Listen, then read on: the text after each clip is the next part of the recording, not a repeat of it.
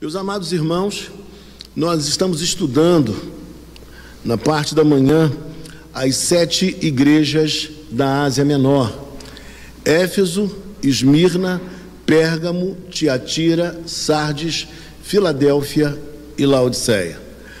No dia de hoje, nesta manhã, nós iremos falar a respeito da igreja de Pérgamo.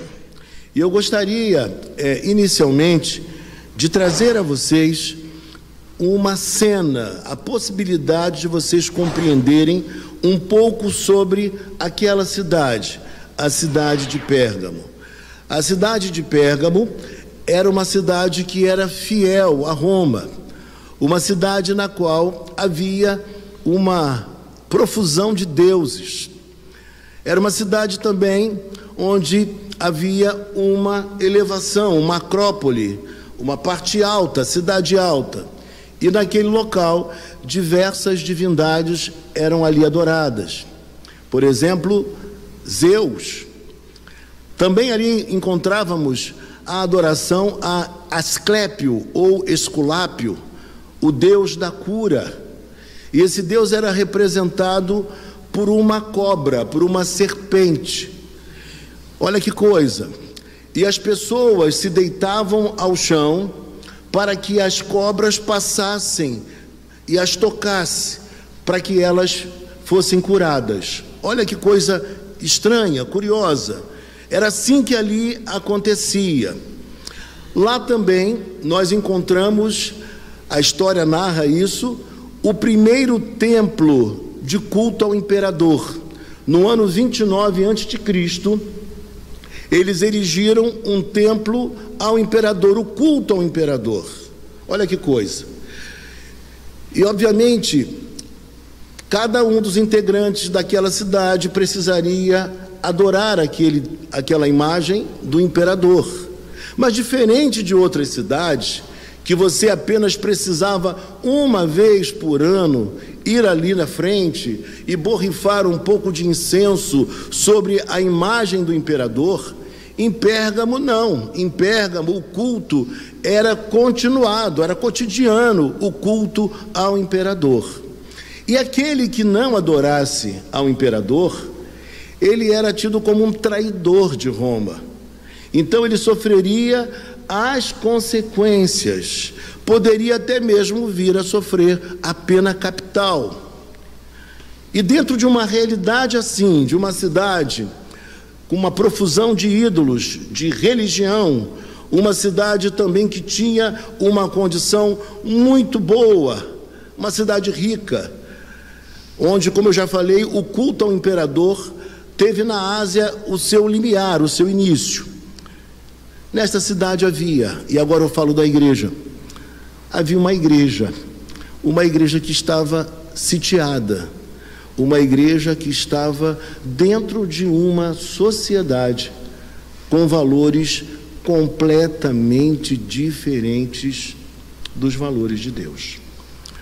No ano de 2000, uma reportagem que saiu no Times dizia que 2000 em diante seria um período no qual a sociedade, o mundo, viveria um tempo completamente hostil à igreja, porque os valores da igreja, esses valores não estariam mais na sociedade. Eu não quero entrar em detalhes aqui, porque pode parecer a alguns que eu esteja falando sobre política, e que não é a minha intenção. Portanto, eu queria recomendar aos amados irmãos este livro, As 7 Igrejas do Apocalipse, de um grande erudito chamado Steve Lawson. É um dos livros que eu pesquisei, um livro muito caro ao meu coração, porque é um livro maravilhoso. E ele explicita de maneira ainda mais a miúde o que está previsto para os nossos dias e os dias vindouros desse século que nós estamos vivendo. E assim vivia aquela igreja, dentro de uma conjuntura completamente hostil para a pregação do Evangelho e até mesmo para que ela pudesse vivenciar os seus valores, os seus princípios. Era isso que acontecia ali. Mas também numa cidade como essa, o Senhor Jesus tinha alguma coisa a dizer para a sua igreja, porque o Senhor nunca nos deixa sem orientação e sem direção. Então nós encontramos aqui uma palavra da parte de Deus para aquela igreja. E como as coisas se repetem, talvez muitas igrejas hoje estejam vivendo algo semelhante ao que Pérgamo viveu. Talvez as igrejas do nosso Brasil, diria eu com certeza, ela também vive a mesma realidade, porque nós estamos cercados, nós estamos vivendo um tempo onde o cristianismo já não tem mais a primazia que já teve. Alguns chegam a dizer que o nosso período é um período pós-cristão. E por que pós-cristão? Porque os valores de Cristo não norteiam a sociedade maior. E dentro desta realidade está uma igreja. E como os cristãos devem lidar com tudo aquilo que os cristãos terão de enfrentar mais cedo ou mais tarde. E aí o texto nos fala, logo no versículo 12: ao anjo da igreja em Pérgamo escreve. Veja que a palavra, ela é direcionada ao anjo da igreja, ao pastor da igreja, porque Deus, ele orienta a sua liderança, para que a liderança saiba conduzir o povo através da boa instrução. E na sequência, ele vai dizer: estas coisas diz aquele que tem a espada afiada de 2 gumes. E o que seria a espada afiada de 2 gumes? A palavra do nosso Deus. Ela é hoje utilizada por nós como igreja para proclamar a salvação às pessoas. Mas a mesma palavra, ela, em determinado momento na história, quando o Senhor voltar, ela será também uma espada de juízo. E vez por outra, na história humana, na história da igreja, Deus se levanta e Deus exerce juízo, porque a sua espada é uma espada de 2 gumes. E por que João relata isto? Por que uma espada de 2 gumes nesta carta? Eu explico a você. É porque Roma tinha a espada. Era o Império Romano quem mandava. Era ele que, de forma impositiva, determinava o que os cidadãos deveriam fazer. Então, se alguém descumprisse alguma norma, algum princípio, alguma lei, essa pessoa poderia pagar com a própria vida. Então, viver em Pérgamo não era uma coisa muito fácil para os crentes, não era uma coisa muito tranquila, porque o cristão vivia numa realidade que era, de fato, contrária a tudo que o cristianismo preconiza, a tudo que o cristianismo ensina. Talvez você esteja fazendo um exercício mental aí, enquanto eu prego, e você deve estar pensando assim: pastor, isso parece muito com o que estamos vivendo no mundo e até mesmo aqui no Brasil. Eu diria para você, você está certo. Você está certo. E aí o texto nos fala, nos mostra que ele tem a espada de 2 gumes. Existe César, existe o império tem poder, mas existe um que tem muito mais poder do que César, e este é o Senhor Jesus Cristo, e ele tem esta espada de 2 gumes. Nós confiamos nele, e a igreja precisa saber que ele sempre prevalecerá. Ele é o nosso Deus. E o texto fala ainda para nós: conheço o lugar em que habitas, onde está o trono de Satanás. E aqui eu queria dizer para vocês algumas coisas importantes, logo nessa primeira parte do versículo 13. O Senhor conhece, porque o Senhor viveu entre nós, o Senhor sofreu neste mundo, o Senhor conhece a hostilidade, inclusive, do Império Romano. O Senhor Jesus viveu tudo aquilo à semelhança de nós. Apenas com uma grande e profunda diferença, é que ele não pecou, nem poderia pecar. Ele sofreu as pressões, ele foi tentado. Tudo isso o Senhor Jesus passou. Mas o texto nos fala que ele conhece o lugar em que habitas, ele sabe de todas as coisas, ele é onisciente. Onde está o trono de Satanás? É como se nós pudéssemos dizer, como Steve Lawson fala, que Satanás obviamente não é onisciente nem onipresente, ele não tem os atributos divinos. É como se ele passeasse por todas as cidades, mas ali fosse o seu lugar de residência, o lugar onde ele morava, o lugar onde ele vinha para dormir, vamos dizer assim. Mas eu diria para você de uma outra forma, com as minhas palavras: Pérgamo era um local onde era extremamente sensível à presença maligna. Eu não sei se você já viveu alguma experiência assim, mas existem lugares que quando nós chegamos, parece que só falta aparecer, só falta surgir, melhor dizendo, alguma entidade incorporada fisicamente, porque a presença é uma presença maligna. É um lugar que nós sentimos, percebemos o clima, o ambiente, a dificuldade. E ali era assim, era o lugar onde estava o trono de Satanás. E logo na chegada, na subida para a Acrópole, para a cidade alta, havia o trono, o templo do imperador. Também havia o templo a Zeus, que tinha um formato de uma poltrona, usando a nossa linguagem de hoje.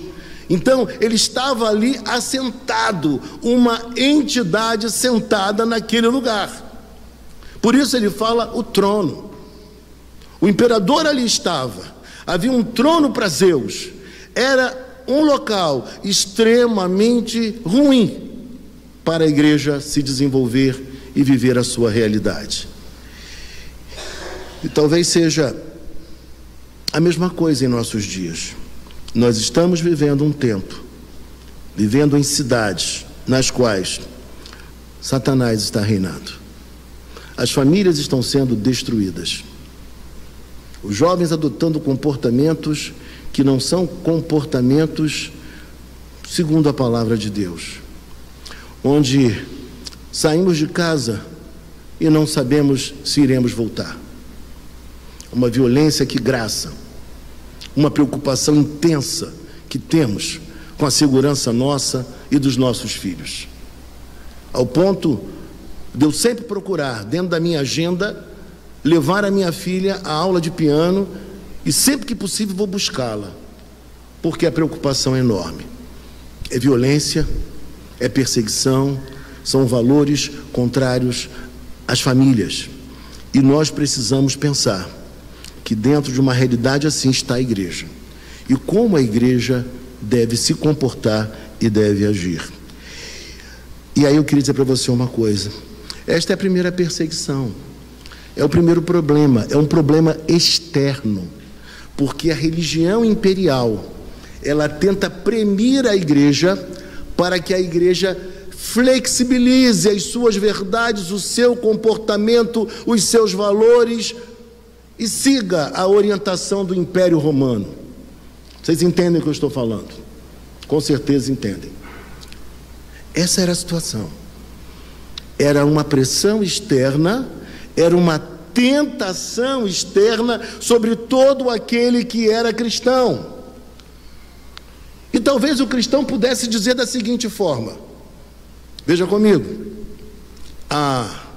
mas pastor, todo mundo hoje age assim, pastor.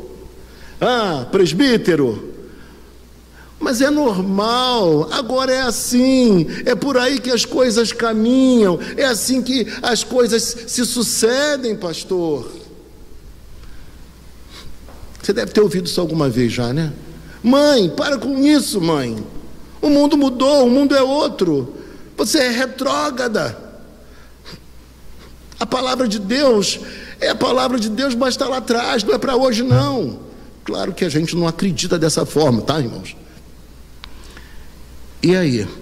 Era perseguição, a pressão externa. E com isso, obviamente, a igreja sofria. A igreja não tinha os melhores negócios. A igreja não se alimentava como as demais pessoas se alimentavam. Ela sofria um cerceamento por não aderir ao comportamento que era exigido. E aí o texto diz para nós que havia uma coisa muito positiva naquela igreja. Veja comigo, verso 13. E que conservas o meu nome e não negaste a minha fé. Duas coisas importantes. A igreja não caminhava na maré daquele império romano. E a igreja tinha uma outra qualidade muito importante. Qual era? A igreja não havia negado o nome de Jesus Cristo. Ou seja, quando nós falamos o nome de Jesus Cristo, nós falamos a pessoa dele. A igreja acreditava que Jesus era realmente o Senhor, que Jesus Cristo era o Salvador. A igreja não podia jamais chegar diante da imagem de César e dizer: César é Senhor, o imperador é o Senhor. E como eu falei para vocês que no ano 29, ali foi erguido um templo de adoração ao imperador, é preciso eu ressaltar que eu não falei, ao imperador vivo, Augusto. Uma adoração a um homem vivo. Não era somente a uma entidade, a algum Deus, mas alguém vivo, adoração. E por vezes, irmãos, o Estado requer adoração. E a igreja, ela não pode jamais se deixar levar. Se ela tiver que adorar ao Estado ou adorar a Deus, ela precisa adorar ao Senhor.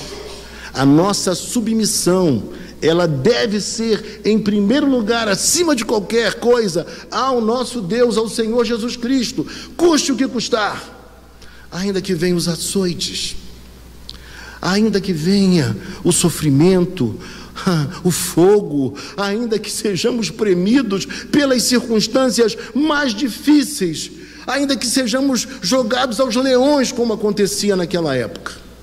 A igreja precisa resistir, como uma agência de Deus, como aquela que propaga a verdade do Senhor. E aí o texto diz para nós que eles não negaram o nome do Senhor, que eles não negaram a fé, ou seja, eles não abandonaram as crenças que eram tão importantes e significativas para o crente. Para eles aquilo era verdade, e verdade de Deus. E aí eu preciso dizer para vocês uma coisa muito importante.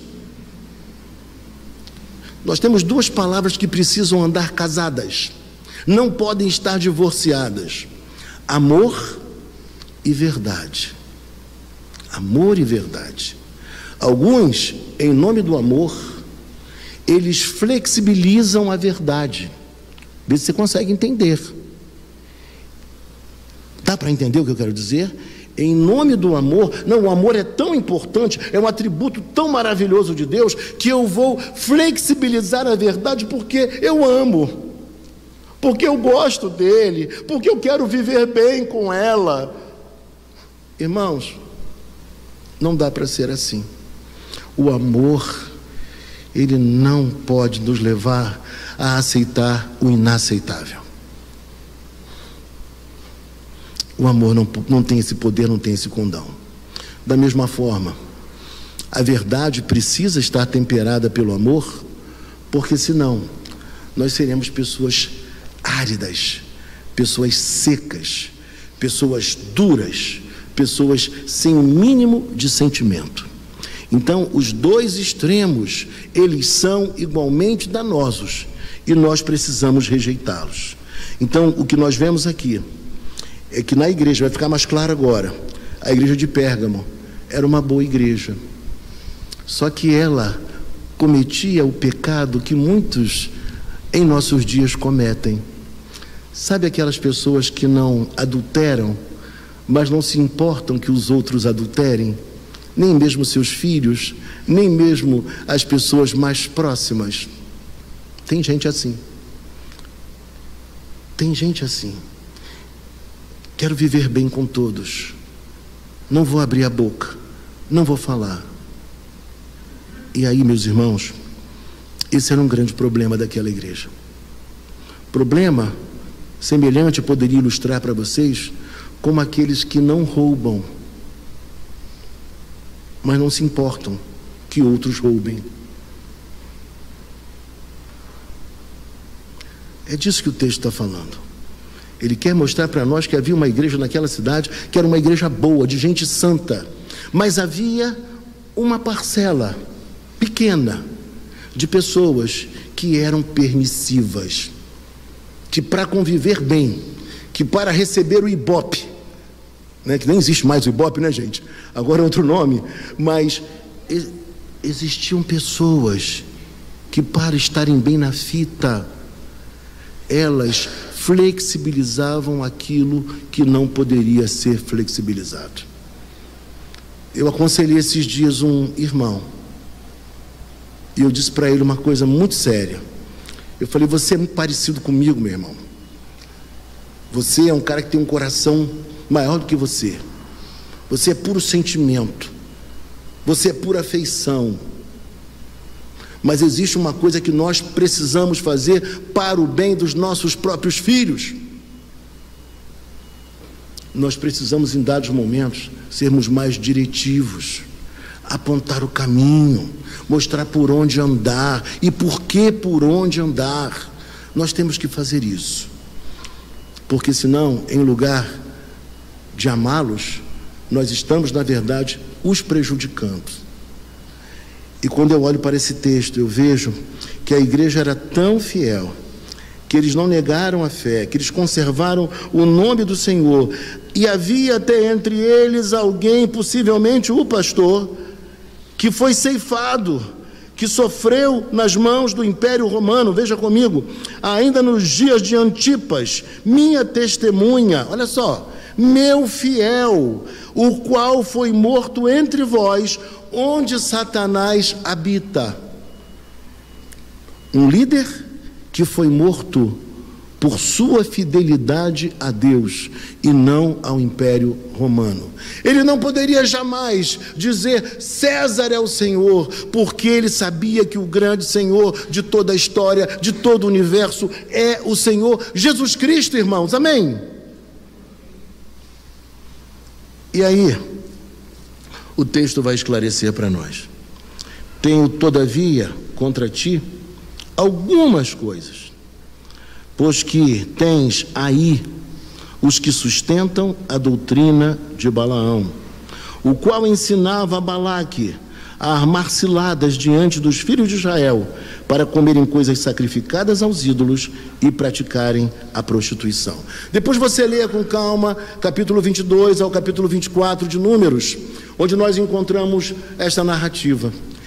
E nós vemos aqui que havia um falso profeta, um profeta contratado, um profeta que recebia e fazia a sua profecia de acordo com o que ele ganhasse ou viesse a ganhar. Era alguém contratado, não era um profeta genuíno. E o que nós mais precisamos em nossos dias é de profetas genuínos, que abram a Bíblia e com destemor, apenas temor de Deus, falem a verdade do Senhor com sinceridade, com veracidade e fidelidade. E aí, o que acontece? Ele viu que não conseguia amaldiçoar o povo do Senhor, porque contra Israel não há encantamento. E o que ele fez? Ele orientou Balaque a fazer o quê?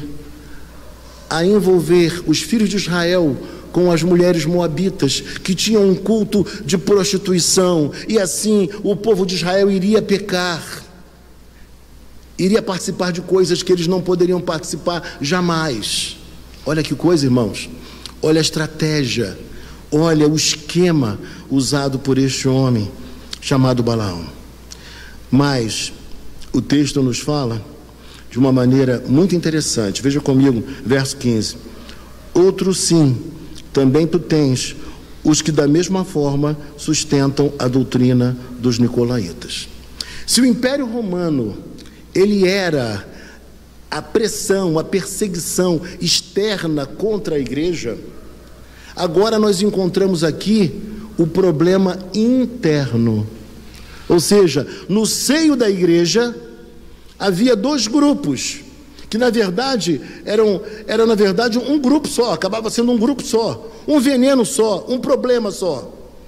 Havia aqueles que eram de Balaão, mas também havia aqueles que, à semelhança dos nicolaítas, traziam o mal de dentro da própria igreja. Ou seja, no seio da própria igreja, em dados momentos, surgem problemas com ensinos equivocados, com heresias, com ideias que nós não podemos jamais conceber e aceitá-las, com flexibilizações que não cabem a nós, porque a verdade de Deus é verdade de Deus. Existe uma abertura para que alguns assuntos periféricos nós venhamos a discutir e pensar diferente. Por exemplo, alguns batizam por imersão, outros por aspersão, não há problema. Mas existem assuntos que são vitais para a igreja, são colunas, são a base da igreja. Se eles vierem a ser derrubados, não existe mais igreja. E aí o texto vai dizer que havia também os nicolaítas. E quem eram os nicolaítas? Não sabemos precisar com certeza, já falei para vocês. Mas como o texto aponta para a mesma realidade, entre o versículo acima e o versículo abaixo, aqueles que seguiam os ensinos de Balaão são os mesmos nicolaítas, ou seja, eram pessoas que tinham uma ideia permissiva em relação à ética, em relação à moral. Ou seja, a doutrina de Deus não estava casada, veja comigo, a doutrina de Deus não estava casada com a ética, com a prática. Era um discurso e uma prática. Entende isso? Já viu coisas assim? Pessoas que falam uma coisa e vivem outra? Você já viu quando pessoas se dizem cristãs e a fé cristã que elas têm não extravasa para a vida, não extravasa para os negócios, para as suas decisões mais importantes, para a orientação da sua família? Já viu isso? Era um discurso, era uma prática. A doutrina estava dissociada, divorciada da ética. E isso era digno de nota, e o Senhor não podia, de fato, concordar com tais procedimentos. E aí o texto diz: outro sim, versículo 15, também tu tens os que da mesma forma sustentam a doutrina dos nicolaítas. Possivelmente os nicolaítas fossem adeptos, seguidores dos ensinos de Nicolau de Antioquia, conforme Atos dos Apóstolos, capítulo 6, onde nós encontramos a instituição dos diáconos, Atos 6. Esse homem foi eleito para ser diácono, mas depois se desviou e seguiu um caminho completamente equivocado. E aí o texto diz, versículo 16, portanto, arrepende-te, senão vem a ti sem demora, e contra eles pelejarei com a espada da minha boca. Ou seja, aquele que tem a palavra de salvação, que é a espada de Deus, a sua palavra, ele também exerceria o juízo, pelejando contra aqueles que na verdade não abraçavam e não viviam a sã doutrina. Então, uma palavra de juízo, de correção, mas antes de qualquer coisa, uma palavra que convida ao arrependimento. O Senhor, em todos os momentos, Ele nos convida ao arrependimento. Muito mais do que nos condenar, o Senhor quer nos aprovar. Ele quer nos ver em pé, soerguidos, levantados, vivendo uma vida coerente, uma vida bonita, uma vida espiritual. É isso que Ele deseja de mim, de você. Por isso Ele nos convida ao arrependimento. Mas uma coisa importante dizer aqui: requer-se do cristão que ele também tenha santidade. A santidade do crente precisa ser de fato incorporada no seu dia a dia. O crente não pode jamais se deixar levar pela última moda do mercado, pela última ideia, por aquilo que parece ser tão sugestivo, avançado, vanguardista. Ele precisa se ater à palavra de Deus e ficar refém dela, se ele quer de fato agradar ao Senhor. E aí, vimos então que havia um inimigo externo, Império Romano. Vimos também que havia um inimigo interno, que eram os nicolaítas, não é verdade? E também aqueles que seguiam os ensinos de Balaão, que tentavam levar a igreja ao chamado antinominianismo. Olha que palavra difícil. Antinominianismo. Sabe o que significa dizer isso? Não há lei. O crente, ele não precisa mais obedecer os princípios bíblicos da lei. Ele pode viver de qualquer jeito, que não há problema. Ele é salvo em Cristo e nada o afeta. Você sabia que existe isso? Havia o legalismo de um lado, que eram aqueles que, sem entender bem o espírito da lei, queriam exigir normas pesadas sobre as pessoas. Mas também havia aqueles que eram antinominianos. Eram aqueles que diziam: viva como você quiser, porque você já é salvo. Faça o que você quiser. Seja você. Experimente tudo. Viva tão ligado ao mundo. Nós precisamos mesmo estar tão ligados ao mundo para evangelizá-los. Mas não era só para evangelizar. Era adotar a mesma conduta, o mesmo comportamento, as mesmas ideias do mundo. Isso nós não podemos aceitar jamais. E o Senhor não aceitava. Não há flexibilização. E aí o texto tem uma promessa para nós. Ele termina com uma promessa. E uma promessa maravilhosa para mim e para você. Veja comigo o verso 17. Quem tem ouvidos, ouça o que o Espírito diz às igrejas.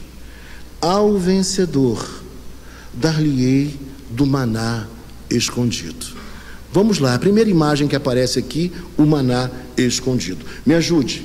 O povo de Israel, ele foi alimentado no deserto pelo maná, o que mostrava a provisão, o amor, o cuidado de Deus, mas que era apenas um tipo de alimento. Não havia vinho, não havia aquelas iguarias, a carne, tudo aquilo que eles comiam, que era o quê? Sacrificado a ídolos. Então havia uma dieta ali, mas a prova de uma provisão de Deus no dia a dia do povo do Senhor. Mas aqui o texto fala que nós receberemos, nós desfrutaremos, receberemos dele um maná escondido. Isso aponta não só para algo de agora, mas para a vida futura. Quando o Senhor inaugurar um novo céu e uma nova terra, nós teremos um maná escondido. E por que escondido? Porque só os cristãos, os eleitos de Deus, receberão o privilégio do maná escondido. É algo só para nós, não é algo para todos, é algo para os salvos. Ainda que neste mundo nós deixemos de provar de muitas iguarias sacrificadas aos ídolos, porque não queremos nos coadunar com os impérios deste mundo. Mas o texto fala para nós que haverá um maná escondido. O Senhor é o pão da vida, o maná escondido. O texto quer mostrar para nós que nós privaremos da comunhão com Ele por toda a eternidade. Nós teremos um privilégio que não se compara aos sofrimentos do tempo presente, sofrimentos que temos por amor a Jesus Cristo. Quando chegar esse tempo, irmãos, nós receberemos algo tão precioso da parte dele. Teremos a sua companhia eterna, para sempre. Privilégio inigualável que só os crentes receberão.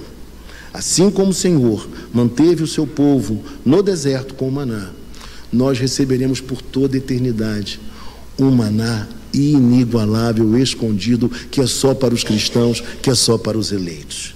E o texto diz mais para nós: bem como lhe darei uma pedrinha branca. Talvez você esteja mais, pastor, por que uma pedrinha branca? Quem está pensando assim? Por que uma pedrinha branca? Está pensando isso? Que coisa, uma pedrinha branca? algumas possibilidades. A primeira delas, a pedrinha branca. Havia a pedrinha branca e a pedra preta. Quando o juiz julgava uma causa, se alguém fosse condenado, recebia a pedrinha preta. E aí o pessoal do politicamente correto já vai reclamar. Pedrinha preta. Mas a pedrinha preta. Mas aquele que era absolvido, ele recebia a pedrinha branca. Era o símbolo da absolvição. Os nossos pecados, eles foram perdoados. Nós somos de Cristo. Nós receberemos uma pedrinha branca, simbolicamente falando. Mas a pedra branca também tinha uma outra aplicação. Era também a pedra que se recebia quando se ingressava em algum evento, em alguma cerimônia. Os convidados apresentavam a pedrinha branca para serem o quê? Admitidos, para poderem ingressar.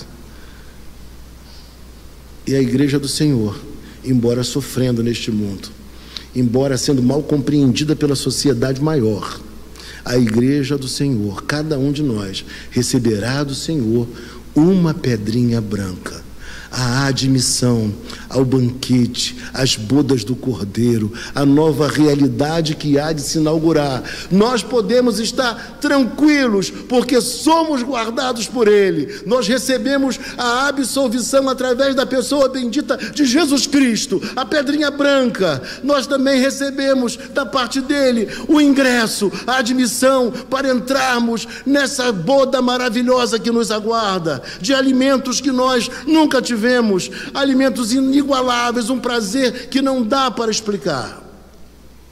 Mas o texto diz mais, e o texto diz: e sobre a pedrinha escrito um novo nome. Que novo nome será esse, meus irmãos? Que novo nome? Quando você vira uma página e você chega ao versículo 12, o texto diz assim: ao vencedor faloei coluna no santuário do meu Deus. Ao vencedor faloei coluna no santuário do meu Deus. E daí jamais sairá. Gravarei também sobre ele o nome do meu Deus, o nome da cidade do meu Deus, a nova Jerusalém que desce do céu, vinda da parte do meu Deus, e o meu novo nome. Meus irmãos, o que nós vemos aqui agora é que nós temos o nome de Cristo. Já temos o nome de Cristo. É uma marca, é um selo. Nós não temos a marca da besta, o 666, porque não somos propriedade do maligno, mas nós somos propriedade de Jesus Cristo, e temos então a marca dele, o nome dele em nossa mão. Meus irmãos, e teremos também, obviamente, um novo nome, um nome daquele que ingressa nesta nova realidade, no novo céu, numa nova terra, numa nova realidade espiritual. Por isso, a pedrinha branca estará conosco, comigo, contigo, com os nossos queridos que foram antes de nós. Eles estarão lá. Eles já estão absolvidos, eles ingressarão no grande banquete do Senhor. Isso tudo deve trazer esperança ao nosso coração. E eles têm, assim como nós, uma vívida esperança, porque fomos marcados por Jesus Cristo, o nosso Senhor, o nosso Salvador. Agora, meus irmãos, resumidamente, para encerrarmos, havia uma igreja numa cidade chamada Pérgamo. Essa igreja, ela vivia de maneira correta, mas ela tinha um problema. Ela era permissiva. Ela não praticava o erro na sua maioria, mas ela deixava que os outros vivessem da maneira que bem desejassem. Era uma igreja que sofria uma pressão externa do Império Romano, que queria impor a sua realidade à igreja.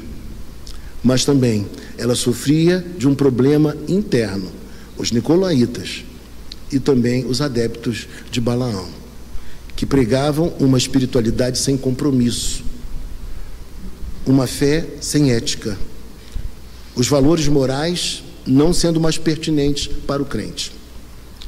E nessa igreja, por outro lado, havia um grande contingente de pessoas que eram fiéis a Cristo, que não negavam o nome do Senhor, que estavam dispostas, inclusive, a enfrentar a morte, como foi o caso de Antipas. Esta igreja serve para nós de exemplo para o século 21. Como a nossa igreja deve se comportar, como nós, individualmente, como cristãos, devemos nos comportar. Porque a todo momento nós somos instados a adotar comportamentos e valores que não se coadunam com o cristianismo e que nós não podemos nunca assinar embaixo. Então, não bastava não roubar, não podia ser conivente com o roubo. E é isso que a igreja tem que pensar. Não basta não adulterar, mas é também repudiar o adultério. É isso que a igreja tem que pensar. E ao final de tudo nós encontramos que, apesar dos sofrimentos, das dores, dos açoites, das incompreensões, de tudo que nós passamos nesse mundo, que é um mundo realmente hostil à igreja, nós sabemos que o Senhor é o Senhor, não é César. O nosso Senhor é Jesus Cristo. E Ele nos garante a vida eterna, porque Ele nos concede a pedra branca. É Ele também que escreve o nosso nome, e é Ele também que nos dá o maná escondido.